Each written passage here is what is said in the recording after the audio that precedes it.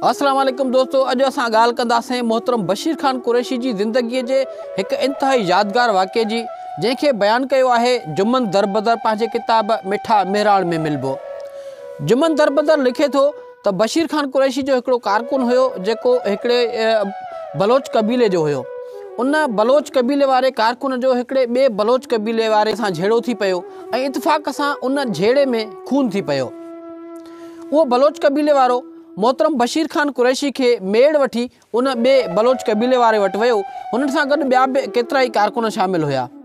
जॾहिं मोहतरम बशीर ख़ान कुरैशी उन बलोच कबीले वारे वटि वियो, उनखे चयूं असां खां इत्तेफ़ाक़ सां खून थी पियो आहे ऐं असां मेड़ करे आया आहियूं तव्हां वटि, मां बि तव्हां वटि आयो आहियां, असांखे खून माफ़ु कयो।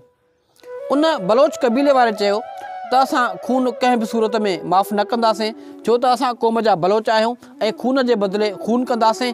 हा, अगरि संगु चटीअ जे तौरु ॾिनो वञे त खून जो बदिलो संगु चटीअ जे तौरु असां वठी सघूं था।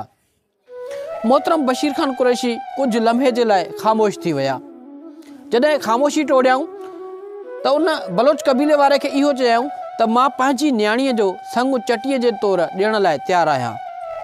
जॾहिं इहा ॻाल्हि कारकुननि ऐं ॿियनि माण्हुनि ॿुधी त इंतिहाई जज़्बाती थी विया ऐं उन्हनि जे अखियुनि मां लुड़क वही आया ऐं केतिरा ई कारकुन इहो चवणु लॻा त तव्हां क़ुर्बानी छो था ॾियो, इहा क़ुर्बानी असां ॾियण लाइ तयारु आहियूं ऐं चटीअ जे तौरु संगु असां ॾियण लाइ तयारु आहियूं। ऐं एतिरे में माहौल इंतिहाई परजोश थी वियो ऐं इंतिहाई जज़्बाती माहौल थी वियो ऐं उहो जेको बलोच क़ौम वारो ॿियो सरदार हुयो जंहिंखां ही माफ़ी वठणु विया हुया, उन जे अंदर में बि जज़्बात उथल खाधी ऐं इहो चयईं त असां खून तव्हांखे माफ़ु था करियूं।